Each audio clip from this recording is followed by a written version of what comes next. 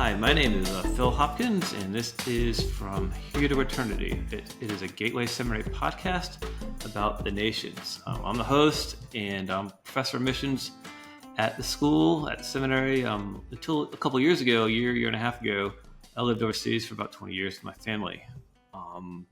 We've relocated to the Southern California area, and now we're doing this podcast. In this podcast, we address topics related to the cross-cultural spread of the gospel from here in California, across the U.S., and throughout the world. Today, we have Geoff Logan. Geoff grew up overseas. An American who grew up overseas, spent his childhood overseas in a country very near and dear to my heart, a country called Armenia. His parents were very active in the work there, and he's going to talk about living overseas as a child. A lot of other things, but he's talk about living overseas as a child, as a third culture kid, and what that meant. Geoff, thank you for being here. I appreciate you being here, and thank you for taking the time, especially with your very busy schedule. Phil, thanks for having me. I'm looking forward to it. Hey, can you tell me, first off, who you are and how you came to faith in Christ? Yeah, great question. So I was born into a family where both my parents were believers. My dad had been in the military. My mom was working, and we lived in the U.S. for the first few years of my life. I don't have a day in my memory where I didn't know the Lord. I think back to the conversations I've had with my parents. I think for a lot of people that they were saved at a young age, maybe they wrestle with that tension too, of trying to discern, okay, what's the root of my salvation? Can I trust that God has saved me? And I'm just grateful for the amount of times that the bedrock of that relationship has come back. The ways that the Lord has affirmed my faith in Him. And so, at a very young age, I think 4 or 5, professed to wants to confess my sins and also be saved by Jesus. And then that kind of dovetailed with the major transition going on in our family's life at the time, which was by the age of 6, we were living overseas in a cross-cultural context for my parents to do mission work. Okay. So you 4 or 5 years old, right around that time, God ended up saving you. A couple years after that, you went overseas to Armenia. What are some of the first things that you remember? Can you describe from a 5-6-year-old standpoint Armenia, and what do you remember about Armenia? What are the first things that you can recall? Yeah, I think initially there's a lot of excitement. We had, while living in the States, actually considered moving to Ethiopia first. And we had already lived in Ethiopia for an entire summer. For 3 months, my dad was pursuing relationships with a neighboring country to Ethiopia that was experiencing intense conflict. And so we were already kind of moving towards a move overseas. But when we came back to the States from that trip, my parents were contacted by somebody that really galvanized their heart for a specific people group in Central Asia that Armenia just provided really unique access to. And so I think as a kid, I was really excited. I had already kind of understood that there was going to be this massive cross-cultural change. But I will say that it was surprising in many ways to just have such a large change happen. I don't think as a young kid I could fully understand the magnitude of that change before it actually happened. Okay, so you're overseas at 4 or 5 years old, 6, 7, whatever. You go to Armenia.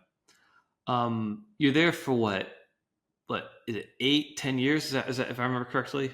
Yeah, I think the actual number is 8.5 or 9. I definitely round up at that point. I just say almost a decade or 10 years, but probably 8.5 or 9. A brief interlude in the middle of that where we were back in the States for 8 or 9 months, but really continuously through that point until I was 14, and then we moved back.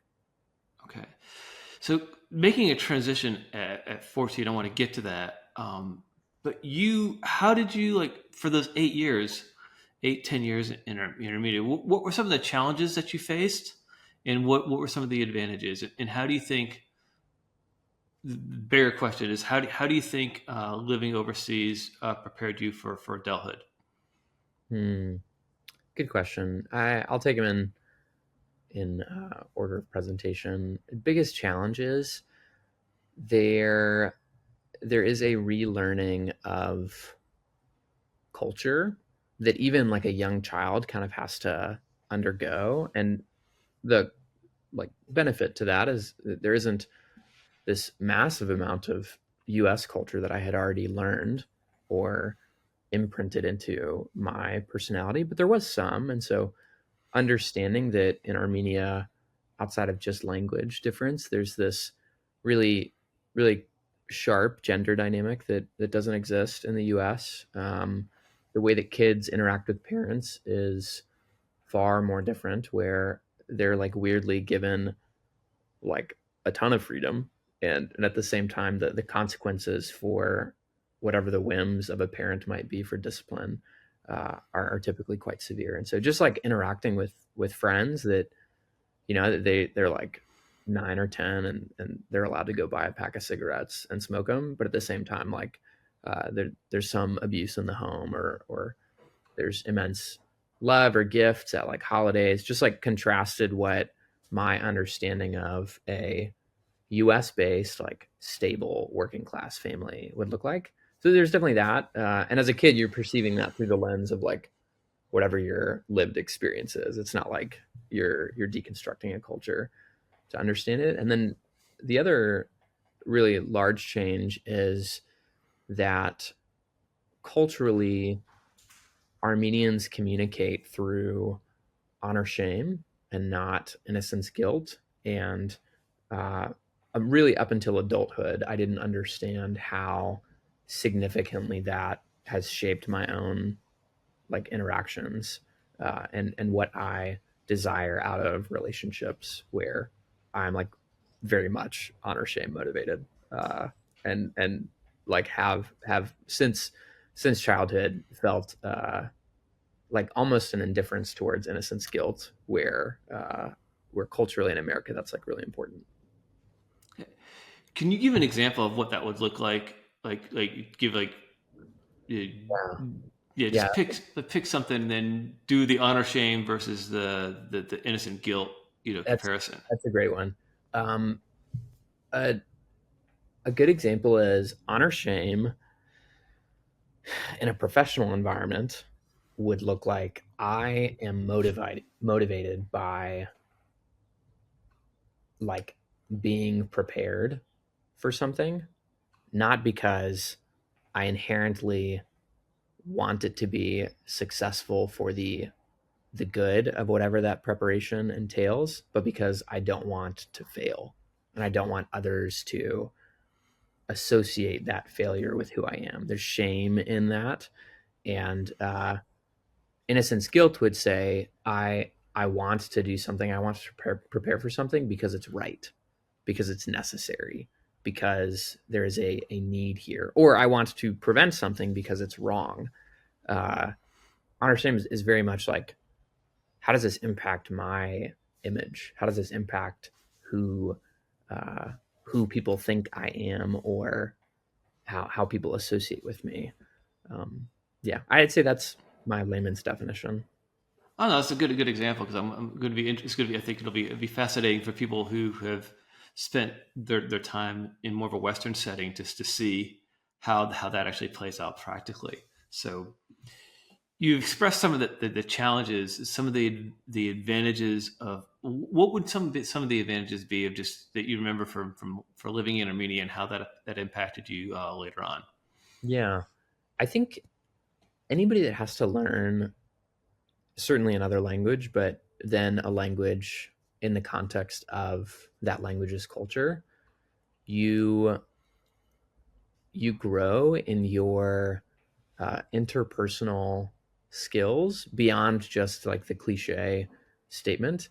Your like ability to perceive uh, what a person feels or thinks, I think, is enhanced. It's like a muscle you have to exercise early on in language and culture learning that actually like enables an ability to more effectively engage with somebody through the course of a relationship. It also, I think, it built my appreciation for perspectives that are just completely counter to my own.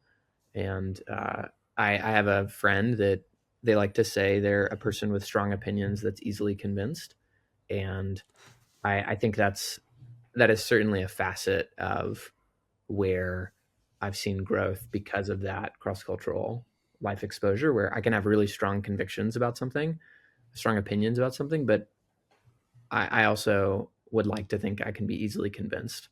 Um, and there's that interplay, that tension between the culture that I was raised in, at least inside my home, which was an English speaking home, and the world around me that I was exposed to and lived in, which was not an English speaking home, had entirely different core values, and operated under a different paradigm than I did. Okay. Um, how? Let me transition a little bit, but you go back to the States. You're in your teenage years, which everyone says is just not the time to move, right? You want to move. You don't want to. You want to make a major transition overseas, or back to the U.S. at that time, but you did, and and a lot of your family for this. There's a bunch of you in your family. Yeah, there's 8 of us. There's a There's lot. eight of you. That's 8 kids, not like just the family. That's just the kids. Yeah. So you did that, and by God's grace, the Lord has persevered you and protected you.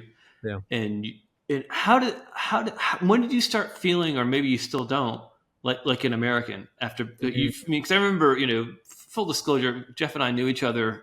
We Yeah. actually taught you all. Marion and I Yeah. taught Marianne you and your brother. in geography when I was in grade school. Yeah, so we've known. So anyway, how do you feel like an American now? And if you do, when did that happen? Because I'm thinking selfishly for my son. Our son Sam lived overseas his entire life until just a little bit ago. Yeah. Man, I think the top level statement is it is only by God's grace that I, um, it's only by His grace that at the age of 29, I'm like still uh, walking with the Lord, care deeply about the gospel and the things of the Lord. Yeah, I, I'm just so grateful. So that's like the overarching umbrella statement. The granular details of that move is it is very very challenging to move uh, entire context as a teenager, and for my parents, I feel for them because they had enough kids that they literally could. There wasn't a time that they could pick to move kids where they Mm-hmm. didn't have some teenagers at that very specific age, and so in the least cheesy way possible, or I'm grateful that like my older brother and I weathered that instead of the rest of our siblings who had to weather some cross cultural transition later in their lives. So I'm just grateful that like the sharpest impacts kind of were on us at least originally in that move. But the short answer is it was really hard. My older brother took it initially far worse than I did, and he had also had some very um, standard TCK challenges with the final few years that we had lived in Armenia. And so as we moved back to the States, I think I was able to kind of like hide under the cover of my brother's uh, like struggle and tension with my parents. And so in many ways, like I just didn't express some of the stuff that I was feeling or going through or trying to contextualize about the last decade of my life. And for better or for worse, I think in many ways that protected me behavior wise in high school, where my brother was like living in open rebellion and I just felt like that, like our family just like won't survive if two of us are living like this. So I guess I just need to like be a good kid. The ways that that didn't help though is that I entered college with just very limited appreciation for the ways that my parents had sacrificed Mm. their own lives for the gospel, and their opportunity to be stable parents for us at the desire to like evangelize, mobilize, church plant, and that they had made that sacrifice willingly and with full knowledge of the cost for their kids. And I think at the time, as like a 17-year-old going into college, the chief emotion that I felt was bitterness, of just like a an absolute refusal to be categorized. I didn't want to change the fact that I had lived overseas because I felt like that was a core aspect of my personality and my identity. But I also felt entirely misunderstood by the like US peers and culture that I was surrounded by. So that's like a very almost like unfortunate paradox of like no one can categorize me, like no one deserves the right to know what I have like lived, but simultaneously like no one understands me. um and Mm. and that's like, you can kind of see the irony there. But again, just like the Lord's providence, I think there were a number of people that uh providentially were placed in my life, from the church that I was going to, from other believers that were like men that were my age, that um, they just wanted to run with the Lord, and they just wanted to grow in an understanding of a relationship with the Lord, of His Word, of His doctrine, of His desire for the unreached, and they wanted me to be a part of that. And in many ways, like they refused to let me um, flee from the Lord, whether it's like sinful behavior or in just this non-committal desire to kind of disengage from relationships. And so, uh, yeah, had it not been for three or four pretty specific guys in college, I have like no idea what my relationship with the Lord would be today. Well, that's a good reminder of God's faithfulness, isn't it? As parents, and as you know this now, as being a father, you want to protect as much as possible. When you get to a certain age, you have to, you want to trust in the Lord when they're 2 or 3, but when they're 15 and 20, you still need to trust the Lord. And this comes a Yeah, point where your parents, they had to let you go and yeah, trust the Lord, and God rewarded their trust, it seems, by persevering you and your brother, and yeah, that's yeah. And I think so. like there's there is this transitory period where every TCK, particularly ones that have lived in like what I would consider like austere cross-cultural environments. So like this still applies certainly to TCKs that are growing up in a major city where English might be spoken as the first language. Like there is still immense cross-cultural um, impact, but particularly in our case where um, linguistically, culturally, geographically, socially, we were very isolated from like the American experience. And what? Isn't that great, though? Isn't that great? Oh, No, this isn't. I love Yeah, that. I mean, this isn't. I'll probably get myself in trouble for saying that, I but know this oh isn't me man, isn't that saying that great? that was. This isn't me saying that that was a bad thing at all. What I am saying is that it it is problematic when being reinserted into the American experience. That's the Yeah. issue. Is that like there's this there's this need that I felt, my siblings felt. I mean, like if we're gonna survive, we have to like become part Armenian. We have to like speak their language. We have to learn their culture. We have to make friends. We have to grow in relationship uh, with this culture in a way that we adopt parts of it as our own. And I mean, there were definitely points where my brother and I, because we were the oldest kids when we moved there, we had the largest contextual exposure. We like actively considered, are we going to stay in Armenia? Like when our family moves back, are we going to like stay, get Armenian citizenship, figure this out? And Yeah, I think the problem is, man, it's really hard to like return to what is your host culture, but isn't like the culture that you really own or Mm. have have a connection to, and then try to reintegrate into that culture. Yeah, So for those who are don't know a lot about Armenia, right? This, I mean, I didn't, until 20 years. You would ask me, as a 25-year-old seminary student, where's Armenia? It's like, oh, that's somewhere over there, but I'm really not sure where. Right? Maybe I know, maybe I don't. What are some of the contrasts? You talk about Armenia. You could maybe even generalize to just those austere places that you mentioned.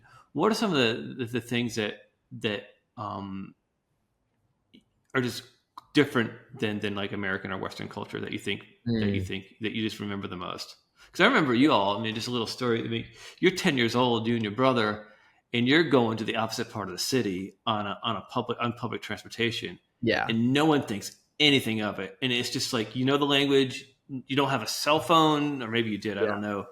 Nope. And no one is even no one's even the least bit concerned. You can't do that in America, right? No, no, no. And I do think there are ways, and I've seen this in this later season of life, like really the last decade or so, that kind of experience has been a differentiating factor between me and like my peers. Like I joke with people like, yeah, like I would get 200 drum and I'd hop on and drum is like the currency in Armenia, and I'd hop on a bus and I'd go all the way out to Ashtarak, which is a city outside of Yerevan, like hours away by bus. I'd go hang out with a friend and his family, and then I'd come back, and they would ask, "Oh, how old were you?" And I'd say 11. Um, and I did that alone, and I did that with my brother, and I think I do believe like my parents were responsible and prudent in the ways that they let us accept some greater level of responsibility and risk. But I also think that that level of freedom has informed my ability to make prudent decisions. It's informed my own like risk appetite. Like I was flying internationally from Armenia to Turkey alone at the age of 12, and that was just like no big deal, you know. So I do think that there have been significant benefits to that upbringing. So you graduate from college, and then what happens? So you talk about your experiences as much as you can after Yeah. college with your first let's say your first job. Or Yeah. So I went to the University of Arkansas. I We had moved back to the States in Northwest Louisiana. Like a lot of TCKs, I really was just trying to find a familiar place to land for school. I did have some ideas on what I wanted to do, but really they weren't very clear. And so the University of Arkansas was about 5 hours away from where my mom's hometown was. So after visiting the campus, it had the Washita National Forest and some mountains. I hadn't lived around mountains since I had been in Armenia. That was actually like a key factor that I picked the U of A for. Uh, and started school there. Very quickly realized that the downside of being a missionary kid is that you don't come from money. So started looking at scholarship opportunities. My dad had been in the military, and I joke with him, I had sworn that I would never join the military. Like I would never. And remember, I'm in that season also of internally, maybe not sharing this publicly, but internally uh, considering what are all the ways that I can like act on this bitterness and kind of differentiate myself from the decisions that my parents made. One of which was my dad serving, and then um, yeah, I was in the student union, walking through. They were doing like a career and club fair, and Oscar Rayford, who was the Army ROTC cadet recruiter, uh, incredibly skilled at his job. He's just like his capability to read people at first glance and then influence them is second to none. And he looked at me from across the student union uh, and said, boy, you look like you haven't worked a day in your life.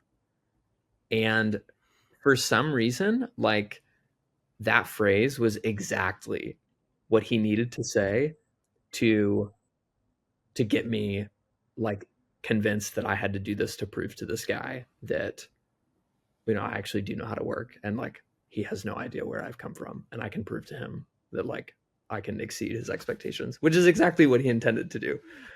He suckered me. So I signed up for Army ROTC the very next day, and by a lot of God's providence, ended up getting a full ride scholarship through them that resulted in a 4-year commitment to serve in the Army afterwards. Along the way in college, I had met my now wife, Lindsay, and it was kind of a package deal. She knew that I was in ROTC, and she knew that I'd have to join the military. And so even in dating, the discussion would come up on like, okay, what does this look like if we end up getting married? Or are we going to move? Where could we move to? What does work look like? And yeah, first job after leaving college was started as an Army officer. I was in the armor branch, which has to do with any kind of like mechanized combat arms mobility. So tanks, Bradleys, Humvees. And yeah, I ended up serving in the Army for almost 6.5 years, and started in Georgia, the state, not the republic. Uh, Moved to Kansas, lived there for 3 years, and then moved back to Georgia for the last 3 years. So, Did your time in Armenia as a third culture kid help you prepare for being overseas as an adult in the military, or was that just like two different types of like dynamics? hmm, great question. I certainly think it helped. I also would say that by this point, early 20s, um, some of this was kind of evident in that interaction with that Army recruiter, but I had a pretty big chip on my shoulder. I had this sensation that like um, I don't even know who or what my identity was. There's so much flux about like, okay, I was born in America, I lived overseas for a decade, now I'm back in America, but I don't really identify as American. So I felt this strong desire to kind of stake my claim in what I could accomplish, to kind of like consolidate what I thought my identity would be. And the Army was really instrumental in that. I mean, the Army in many ways is a meritocracy. And so uh, as I would perform, I'd feel rewarded for that performance. And that would be like a feedback loop that I really enjoyed. And so in the ways that being a TCK kind of removed my ability to feel rooted, that actually was like a driving factor in the areas that I really found uh, enjoyment in military service, where I could feel like we all wear the same uniform, which means that there isn't this differentiating factor of like what I wear or what I look like. We all have to have specific language that we use to communicate. And so in that way, it felt like I was starting on a level playing field with my peers. And that felt incredible and very freeing initially, at least. Okay. So you mentioned again that there's this idea of not really feeling like you're an American because has that like ever alleviated, or are you still kind of in that mode a little bit? I think serving in the military certainly solidified some areas that I'm really grateful to be an American. And I really am. Like there are aspects of US culture and um, the United States as a nation that I really do like appreciate and have grown to become fond of. There are also just things about me culturally that will always like struggle to find rootedness in the US. And some of that is like superficial, like what I enjoy for food. I have like a preference for foods that are Central Asian in nature, and my wife always jokes because it's not her first preference, but like I love like chopped cucumber and tomato with some lemon and vinaigrette. Mm. Like, I could eat bowls of that. I could eat my weight in bread. Uh, no meal is complete without bread or rice. And I don't really bias towards red meat because I didn't grow up eating a ton of red meat. A lot of it was carbs. Uh, so there's surface level stuff like that, and then there's also some deeper emotions. Just a